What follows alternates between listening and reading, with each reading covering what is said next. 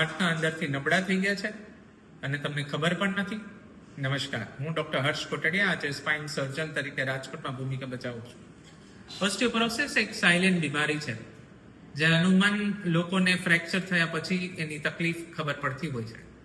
કેમાં જોવા મળે છે, જેમાં બહેનોમાં 50 વર્ષની ઉંમરે જ્યારે મેનોપોઝલ સ્ટેજ આવી જાય, એટલે કે માસિક પાળી બંધ થઈ જાય, ત્યારે એના હોર્મોનના લીધે હાડકા નબળા થઈ જતા હોય છે. ભાઈઓમાં 70 થી 80 વર્ષની ઉંમરે જોવા મળે છે. ઓસ્ટિયોપોરોસિસમાં કમરનો દુખાવો, હાથ પગનો દુખાવો, નાની જ ઈજાથી ફ્રેક્ચર થઈ જવું, તે બધું થાય છે.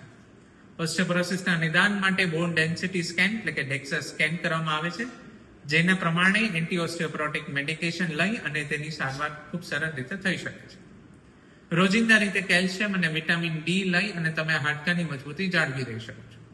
આવી કાંઈ બી તકલીફ થાય તો એક સ્પાઇન સર્જનને મળી અને તેની સારવાર કરવી ખૂબ અગત્યની હોય છે.